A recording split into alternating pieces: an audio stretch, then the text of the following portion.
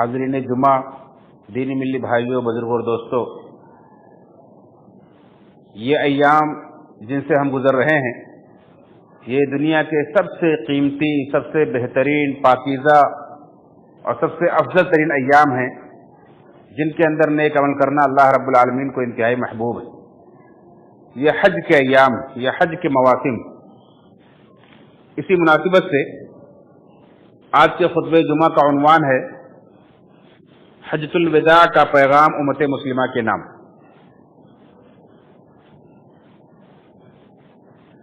حجۃ الوداع یعنی اللہ کے رسول صلی اللہ علیہ وسلم کا آخری حج، اور وہی اللہ کے نبی صلی اللہ علیہ وسلم کا اسلام میں پہلا بھی حج تھا، وہی آخری بھی حج تھا۔ اس موقع پر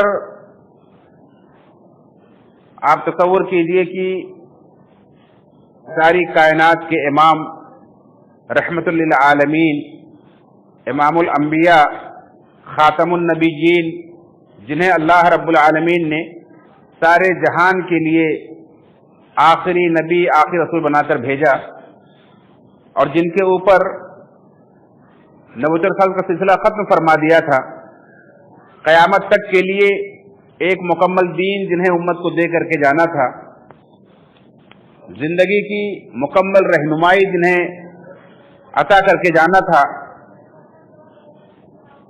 حج کا ایک عالمی موسم آتا ہے۔ اللہ کے نبی صلی اللہ علیہ وسلم اس وقت کے مسلمانوں میں اعلان کرواتے ہیں،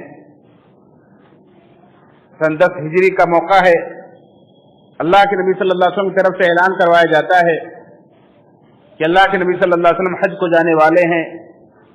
جو اللہ کے نبی صلی اللہ علیہ وسلم کے ساتھ حج کرنا چاہتا ہے وہ اس سال سفر کرے، اور بہت بڑی تعداد میں صحابہ کرام اپنی تمام ضروریات اور مصروفیات کو ترک کر کے اللہ کے نبی صلی اللہ علیہ وسلم کے ساتھ حج کرتے ہیں۔ تقریباً 1.25 لاکھ لوگ، یعنی آج سے 23 سال پہلے مکہ کی سرزمین میں اللہ کے نبی صلی اللہ علیہ وسلم نے اکیلے کھڑے ہو کر اللہ کے دین کا کلمہ بلند کیا تھا۔ 23 سال کے بعد اسی سرزمین پر اللہ کے نبی صلی اللہ علیہ وسلم کے ساتھ 1.25 لاکھ مسلمانوں کا مجمع ہے، اور دنیا کے دوسرے علاقوں میں جو پھیلے ہوئے ہیں، جو نہیں آ سکے کسی وجہ سے، وہ الگ ہیں۔ اللہ کے نبی صلی اللہ علیہ وسلم لے جا کر کے وہاں صحابہ کرام کو حج کرواتے ہیں، حج کے مراسم سکھلاتے ہیں، اور دین وہاں مکمل ہونے والا ہے۔ دین کی بنیادی باتیں سکھلاتے ہیں اور ترغیب دیتے ہیں کہ خذوا عنی مناسککم، میرے صحابہ اس سال کے بعد تو مجھے یہاں دوبارہ نہیں دیکھو گے، مجھ سے حج کے مناسک سیکھ لو۔ بار بار یہ تاکید کرتے ہیں کہ یہ میرا آخری سال ہے، اس کے بعد تو مجھے نہیں دیکھو گے۔ اور پھر اللہ کے نبی صلی اللہ علیہ وسلم صرف یہی نہیں کہ اللہ کے پیغام کو کما حق کو پہنچاتے ہیں، بلکہ وہاں حاضرین کے مجمع میں یہ بھی اعلان کرتے ہیں کہ جو یہاں موجود ہیں ان کی یہ ذمہ داری ہے کہ جو کچھ باتیں یہاں پہنچائی جا رہی ہیں، جو پیغام یہاں دیا جا رہا ہے، یہ سارے پیغام ان لوگوں تک پہنچائیں گے جو یہاں موجود نہیں ہیں۔ اس سے حجۃ الوداع کے اس پیغام کی اہمیت کو سمجھیں کہ اللہ کے نبی صلی اللہ علیہ وسلم نے اس موقع سے کتنے اہم پیغامات دیے تھے۔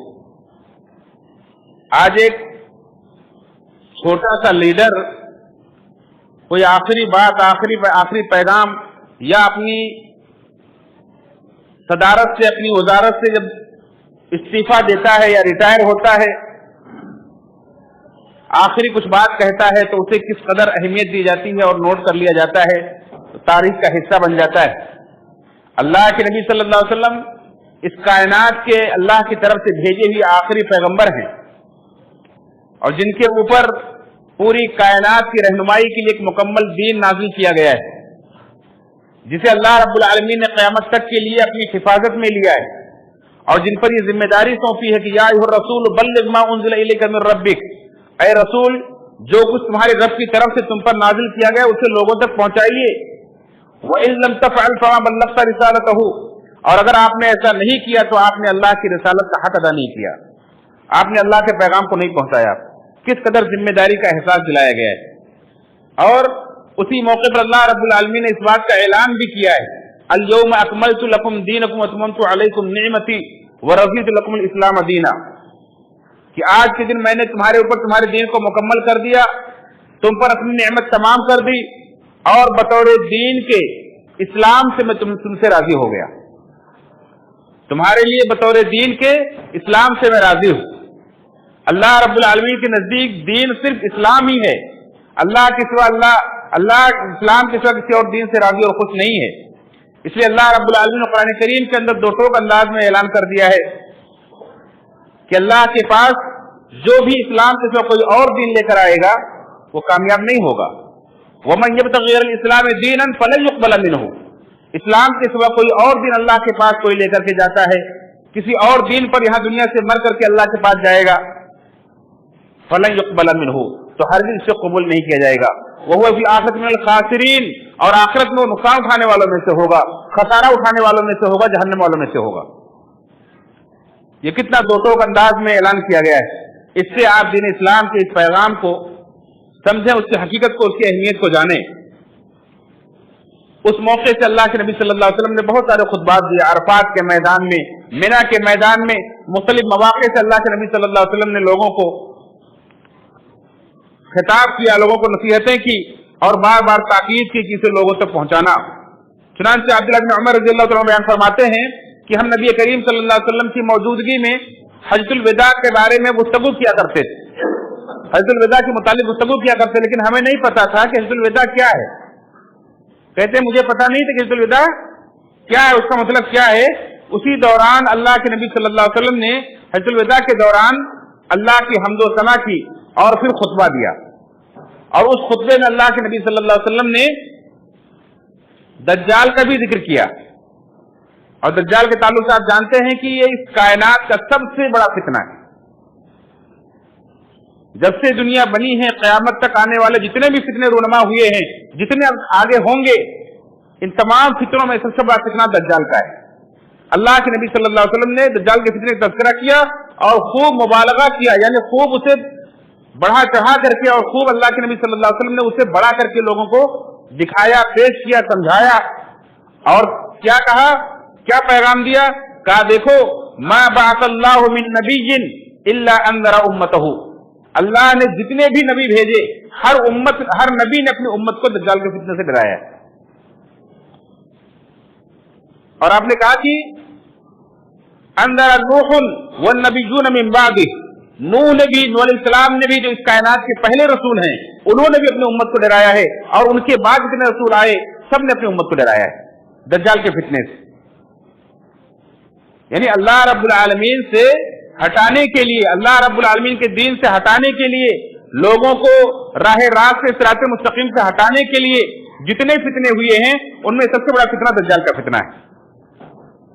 اللہ رب العالمین سے ایسے اختیارات دے گا، آپ تفصیل کے ساتھ سن چکے ہیں، اسی مسجد کے اندر سلسلہ وار قیامت کی نشانیوں کے تعلق سے بیان کیا گیا ہے کہ کس طرح اسے اختیارات دیے جائیں گے، اور وہ لوگوں کے سامنے یہ دعویٰ کرے گا کہ میں خدا ہوں، میں اللہ ہوں، لوگ اس پر ایمان لائیں گے، اس کے ہاتھ میں جنت ہوگی، جہنم ہوگی، اس کے پاس اختیارات ہوں گے، اس کے حکم سے بارش برسے گی، اس کے حکم سے خزانے زمین سے نکلیں گے، مردوں کو زندہ کرے گا۔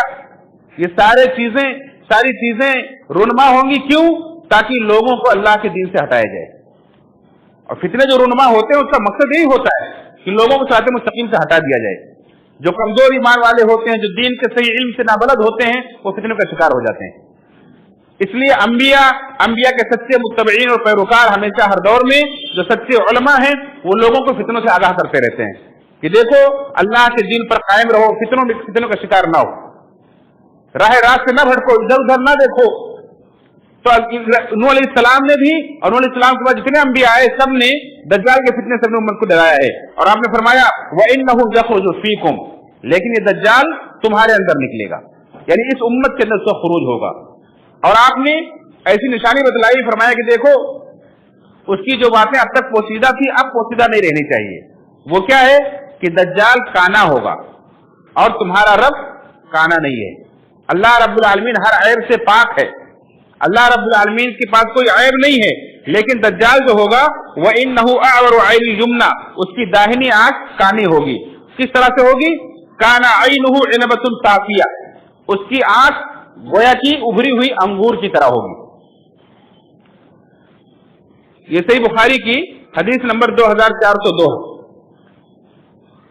تو عبداللہ بن عمر رضی اللہ عنہ سے مروی اس روایت کے اندر جہاں یہ بتلایا گیا ہے کہ اللہ کے نبی صلی اللہ علیہ وسلم کے حجۃ الوداع کے خطبے کا مطلب کیا ہے, اللہ علیہ وسلم کے حجۃ الوداع کے پیغام کا مطلب کیا ہے, وہی یہ بتلایا گیا ہے کہ اللہ کے نبی صلی اللہ علیہ وسلم نے کس طرح سے ہر فتنوں سے آگاہ کیا ہے, ہر چھوٹی بڑی بات سے آگاہ کیا ہے, عالمی فتنے سے اللہ کے وسلم نے آگاہ کیا ہے. اسی طرح سے حضرت جابر رضی اللہ تعالیٰ عنہ جو اللہ کے نبی صلی اللہ علیہ وسلم کے حج کے واقعے کو بڑی تفصیل کے ساتھ روایت کرتے ہیں, بہت بڑی روایت ہے, اور یہ روایت بھی صحیح مسلم کے اندر حدیث نمبر 1218 کے اندر موجود ہے, یعنی صحیح روایت ہے جس کے اندر جابر رضی اللہ عنہ اللہ کے نبی صلی اللہ علیہ وسلم کے حج کے واقعے کو پوری تفصیل کے ساتھ روایت کرتے ہیں. میں پوری تفصیل میں نہ جاتے ہوئے صرف اللہ کے نبی صلی اللہ علیہ وسلم کے اس خطبے کا ذکر کرتا ہوں جو اللہ کے نبی صلی اللہ علیہ وسلم نے اپنے حجۃ الوداع میں عرفات کے میدان میں بنیادی خطبہ دیا تھا. کہتے ہیں جابر رضی اللہ عنہ کہ اللہ کے نبی صلی اللہ علیہ وسلم عرفات میں پہنچے اور وہاں نمرہ کے اندر ایک خیمہ اللہ کے وسلم کے لیے لگایا گیا تھا. جو لوگ حج کرنے جاتے ہیں دیکھتے ہیں وہاں کی آج نمرہ کے اندر وہاں مسجد قائم کی گئی ہے, مسجد نمرہ کے نام سے وہاں موجود ہے. وہاں اللہ کے نبی صلی اللہ علیہ وسلم کے لیے خیمہ لگایا گیا تھا. اللہ کے وسلم اس میں ٹھہرے اور اس کے بعد آپ نے حکم دیا جب سورج ڈھل گیا تو اس کے بعد اللہ کے وسلم نے اپنی سواری پر جس کا آپ کی اونٹی جس کا نام قصوہ تھا اس کے اوپر اللہ کے وسلم نے کجاوا رکھنے کا حکم دیا. کجاو سیٹ وہ گدی ہوتی جو اونٹ کے اوپر رکھا جاتا ہے جس پر سوار ہونے والا بیٹھتا ہے. اللہ کے نبی صلی اللہ علیہ وسلم نے قصوہ کے اوپر یعنی اپنی اونٹنی کے اوپر کجاوا رکھنے کا حکم دیا. آپ کی اونٹنی تیار کی گئی, آپ اس پر سوار ہوئے اور پھر وادی کے درمیان میں آئے اور لوگوں کو آپ نے خطبہ دیا. اور وہاں خطبہ دیتے ہوئے اللہ کے نبی صلی اللہ علیہ وسلم نے کیا کیا بنیادی باتیں فرمائی اسے آپ غور سے سنیں. آپ نے فرمایا ان دماءکم واموالکم حرام علیکم کحرمت یومکم ھذا فی شہرکم ھذا فی بلدکم ھذا, کہ اے لوگوں بے شک تمہارے خون اور تمہارے مال تمہارے اوپر ایسے ہی حرام ہیں جیسے آج کا یہ دن, کحرمت یومکم ھذا, آج کے اس دن کی حرمت کی طرح تمہارے جانوں تمہارے مالوں کی حرمت ہے. جیسے یہ حرمت والا مہینہ ذی الحجہ کا مہینہ حرمت والا ہے ایسے ہی تمہارے جان و مال حرمت والے ہیں. جیسے یہ مکہ شہر حرمت والا ہے ایسے تمہارے جان و مال حرمت والے ہیں. کیا مطلب؟ جس طرح سے ایک مومن مسلمان یوم عرفہ کو 9 ذی الحجہ کو حرمت کی اور پاکیزگی کی اور احترام کی نگاہ سے دیکھتا ہے, اس کے تقدس کا خیال رکھتا ہے, جس طرح سے ذی الحجہ کے مہینے کو حرمت حاصل ہے کہ اس کے اندر گناہوں سے اپنے نفس پر ظلم کرنے سے منع کیا گیا ہے, اسلام کا شعار ہے, جس طرح سے مکہ شہر حرمت والا ہے اور احترام والا ہے, جیسے ہمارے دلوں کے اندر مکہ کا احترام ہے, جیسے ہمارے دلوں کے اندر ذی الحجہ کا احترام ہے, جیسے ہمارے دلوں کے اندر یوم عرفہ کا 9 ذی الحجہ کا احترام ہے, ویسے ہر مسلمان کو دوسرے مسلمان کی جان اور اس کے مال کا احترام کرنا چاہیے. وہ اسی نگاہ سے اسے دیکھنا چاہیے, اس کو عزت کی نگاہ سے دیکھنا چاہیے. اللہ رب العالمین نے یہ عزت یہ مقام دیا ہے.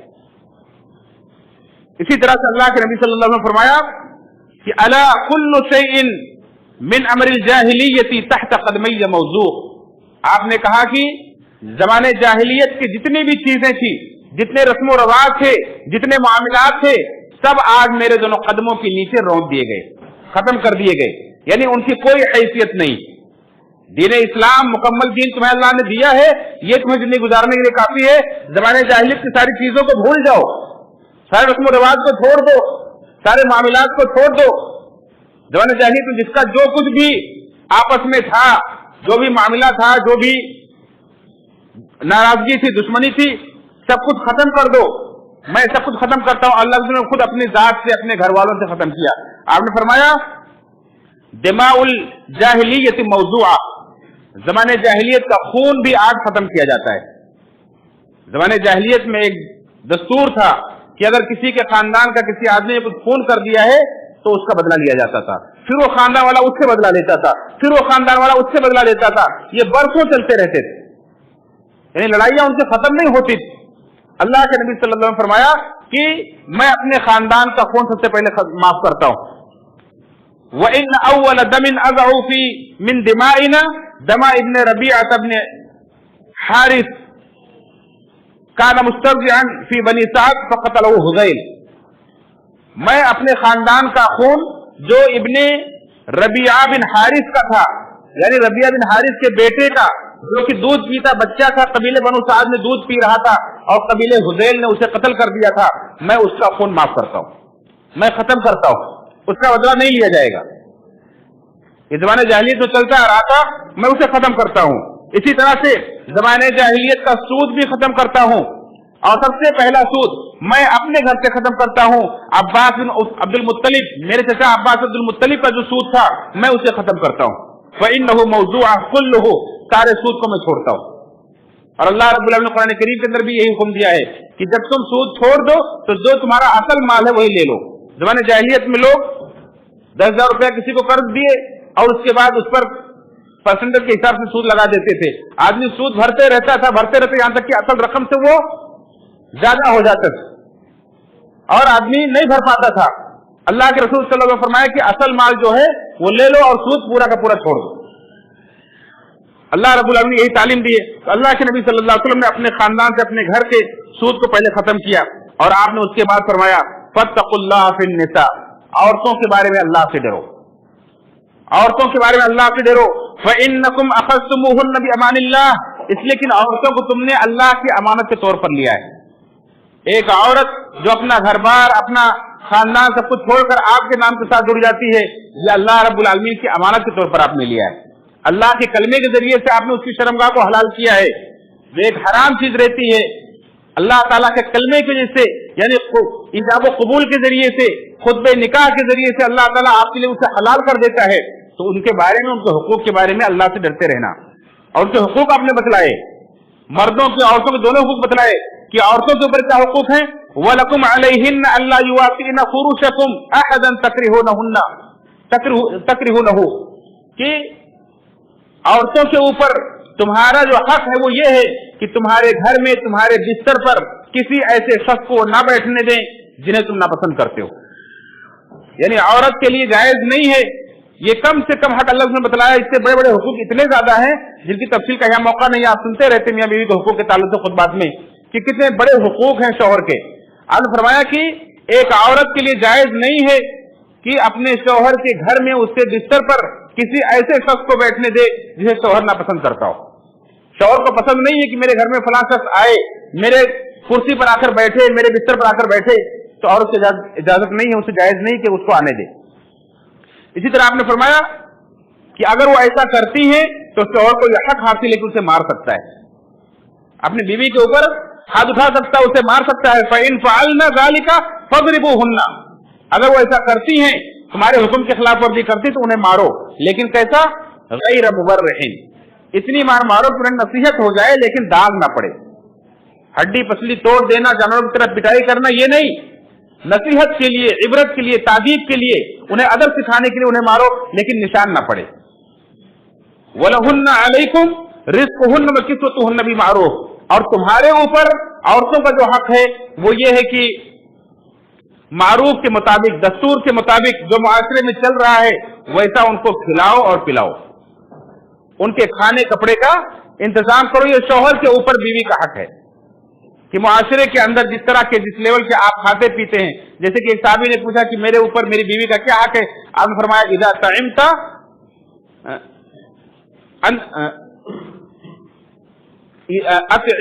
اطعمها اذا طعمت، جب تم کھاؤ تو اسے کھلاؤ، جب تم پہنو تو اسے پہناؤ، یعنی جس کوالٹی کا، جس لیول کا آپ کھاتے پیتے ہیں آپ اسے بھی بیوی کو کھلائیں پلائیں، یہ شوہر کی ذمہ داری ہے۔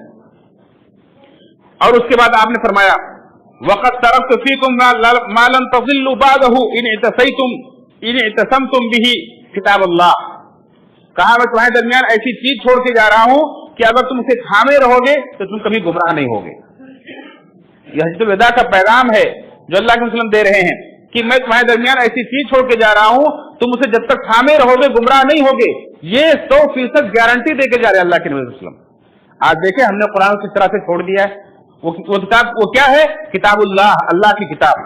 अल्लाह की किताब को मजबूती से थाम लो, आपको कोई दुनिया का फर्द गुमराह नहीं कर सकता है, दुनिया का कोई शैतान आपको गुमराह नहीं कर सकता है। ये अल्लाह के नबी सल्लल्लाहु अलैहि वसल्लम की अल्लाह की तरफ से दी हुई जमानत है। और अल्लाह की किताब के साथ साथ अल्लाह के नबी सल्लल्लाहु अलैहि वसल्लम का बयान यानी हदीस भी जरूरी है, क्योंकि आप ये जो कुछ बयान सुन रहे हैं, ये अल्लाह के वसल्लम का पैगाम सुन रहे हैं, ये कहां है? ये अल्लाह के वसल्लम की अहादीस के अंदर है, सही मुस्लिम की हदीस है, वरना आपको मालूम भी नहीं पड़ता कुरान करीम के अंदर क्या है। ये तो अल्लाह के नबी सल्लल्लाहु अलैहि वसल्लम अपनी हदीस के जरिए बतला रहे हैं। तो कुरान के साथ हदीस मिला हुआ है। कुरान को हदीस से अलग करके अगर कोई समझने की कोशिश करता है, वो वही गुमराह हो जाता है। अल्लाह के नबी सल्लल्लाहु अलैहि वसल्लम ने उसे गुमराही की जमानत दी। लिहाजा कभी भी अगर अल्लाह की किताब का नाम लिया जाए तो उसके साथ हदीस को आप लाजिम समझें। कुरान और हदीस दोनों लाजिम मलजूम है। आप बगैर हदीस के, बगैर अल्लाह के वसल्लम के उसवे और नमूने के आप एक अमल नहीं कर सकते। 2 रकात नमाज नहीं पढ़ सकते आप। कुरान में आपको हुक्म मिलेगा आप नमाज पढ़ें, कुरान में हुक्म मिलेगा दरूद पढ़ें, जुमा के दिन दरूद पढ़ें, लेकिन आप कैसे पढ़ेंगे? अल्लाह के नबी सल्लल्लाहु अलैहि वसल्लम की हदीस में आपको दरूद सीखनी पड़ेगी। सहाबा ने पूछा अल्लाह के नबी सल्लल्लाहु अलैहि वसल्लम, अल्लाह ने हमें दरूद और सलाम पढ़ने का हुक्म दिया, आपको दरूद कैसे भेजें? तो आपने सिखाया अल्लाहुम्मा सल्लि अला मुहम्मद व अला मुहम्मद कमा सल्लैता अला इब्राहीम व अला इब्राहीम इन्नका हमीदुम मजीद, अल्लाहुम्मा बारिक अला मुहम्मद व अला मुहम्मद कमा बारकता अला इब्राहीम व अला इब्राहीम इन्नका हमीदुम मजीद। तो कुरान करीम पर अमल करना तो अल्लाह के रसूल की हदीस को भी साथ में लेना जरूरी है। तो कुरान और हदीस के मुताबिक अगर अपनी जिंदगी को बना लें, आज मेरे भाई और दोस्तों जरूरत इस बात की है कि हम कुरान करीम को समझें। कुरान करीम को थामने का, मजबूती से पकड़ने का मतलब यही है कि आप उसे समझें। ये हिदायत है, ये रहनुमाई है, ये गाइडिंग है। लेकिन जब आप उसे समझेंगे ही नहीं, आप सिर्फ तबर्रुक के लिए उसे अपने घरों में रखेंगे, गले में लटकाएंगे, पढ़ेंगे सवाल हासिल करने के लिए, लेकिन समझेंगे नहीं, तो आप थामेंगे कैसे? आप उसके मुताबिक जिंदगी कैसे गुजारेंगे? आप अमल कैसे करेंगे उसके मुताबिक? तो जाहिर सी बात, अगर आप उसे समझेंगे नहीं, उसके मुताबिक आपका अमल नहीं होगा, तो गुमराही तो 100% है। लेकिन जिस दिन आप समझने लगे, आपका दुनिया का कोई फर्द गुमराह नहीं कर सकता है। इसलिए मैंने देखा है बारहा ऐसे लोगों को जो बहुत ज्यादा पढ़े लिखे नहीं है, लेकिन उनकी जिंदगी कुरान के मुताबिक है, उनके अकायद कुरान के मुताबिक है, वो कभी भी शिर्क की तरफ नहीं जाते, कभी बिदअत की तरफ नहीं जाते। वो जहां किसी ने अल्लाह के सिवा किसी और की तरफ मोड़ना चाहा, फौरन कुरान करीम की वो आयात, वो साफ साफ तौहीद के बयानात उनकी आंखों के सामने आ जाते हैं कि अल्लाह के सिवा कोई नफा नुकसान का मालिक नहीं है, किसी की तरफ पे हमें जाने की क्या जरूरत। कुरान करीम को आप समझने की कोशिश करें, पढ़ें। फिर उसके बाद अल्लाह के नबी सल्लल्लाहु अलैहि वसल्लम फरमाया व अंतुम तुसअलून अन्नी फमा अंतुम काइलून, लोगों मेरे बारे में तुमसे क़यामत के दिन पूछा जाएगा, क्या कहोगे? अल्लाहु अकबर।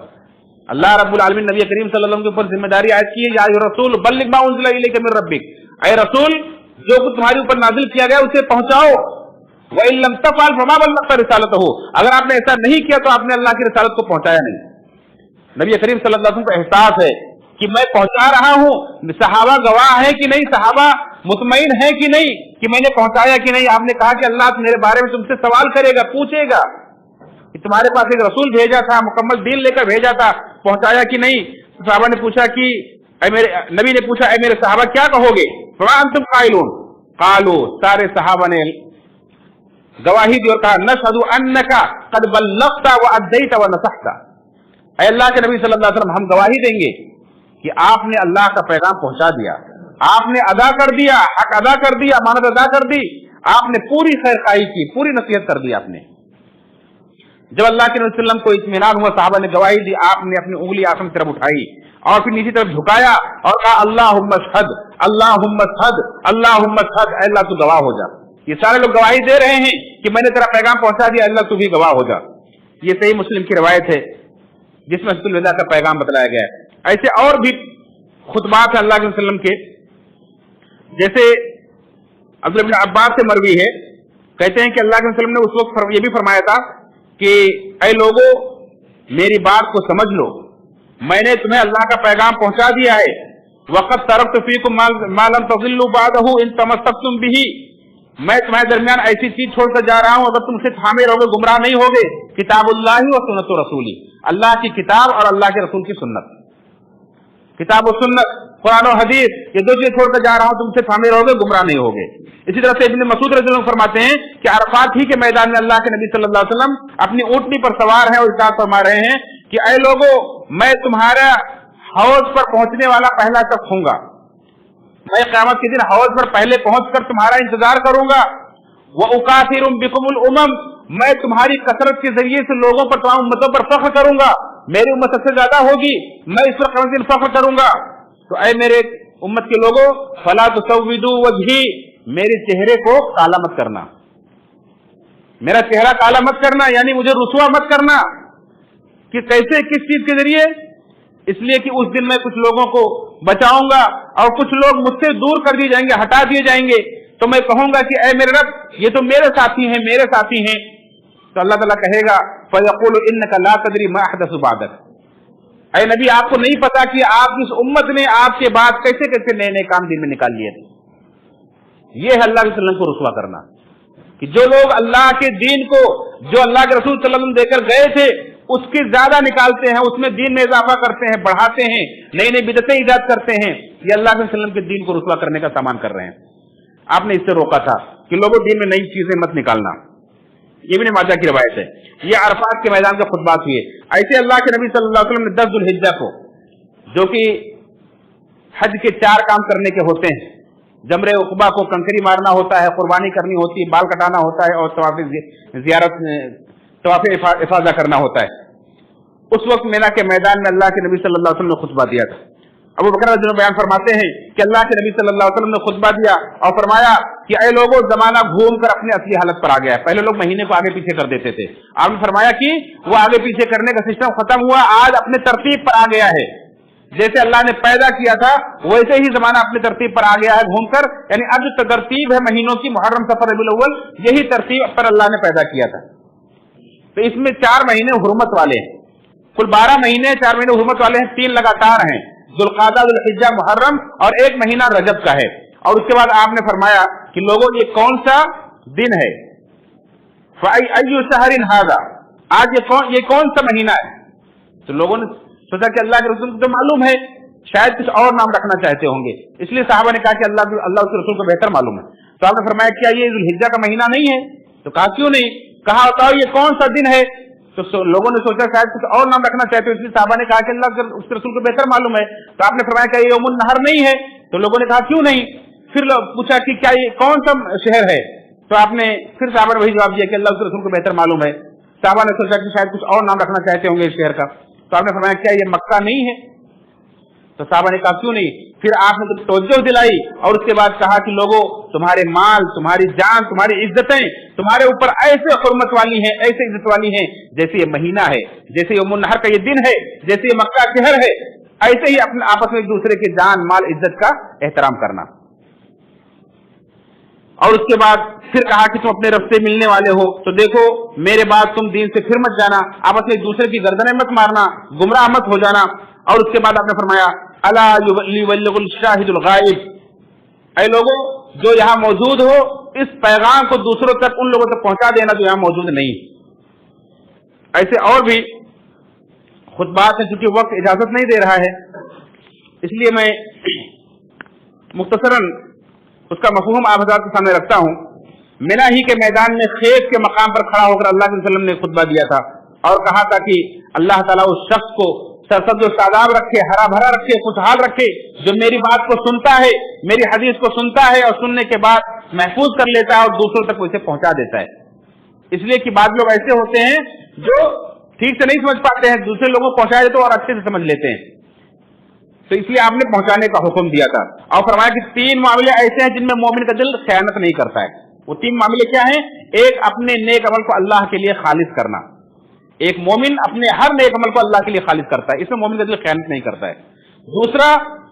दूसरा यह व नसीहतुल उलातिल मुस्लिमीन, मुसलमानों के अमीर, मुसलमानों के जिम्मेदारों के ताल्लुक से वो खयानत नहीं करता है, उनके ताल्लुक से खैरखाही करने में मोमिन का दिल खयानत नहीं करता है। और तीसरा यह है कि मुसलमानों की जमात के साथ चिमटे रहना। ये भी एक बहुत ही बुनियादी सबक है, मुसलमानों की जमात के साथ चिमटे रहना। कि उसके हटने में अगर से बड़े बड़े उसमें आपको नुकसान दिखाई दे रहे हैं, बहुत गलत काम दिखाई दे रहे हैं, लेकिन फिर भी मुसलमानों का इज्तिमाइयत के साथ रहना, एक अमीर के मातहत चिमटे रहना, ये उससे अलग होने के मुकाबले में कम नुकसानदेह। अगर आप अलग हो जाएंगे तो और ज्यादा नुकसान उठाएंगे। इसलिए जो जमात आज तो खिलाफत नहीं है, आज मुसलमानों का कोई इज्तिमाई तौर पर पूरी दुनिया का खलीफा नहीं है, लेकिन आपके अपने इलाके में अपने जगह में जहां पर रहते बसते हैं जो भी मुसलमानों की जमात मौजूद है और वो खालिस दीन इस्लाम की तरफ, कुरान और हदीस की तरफ, अल्लाह उसके रसूल की तरफ बुलाती है, आप उसके साथ मिले रहें, बहुत सारे फितनों से आप महफूज हो जाएंगे, बहुत सारे नुकसान से आप बच जाएंगे।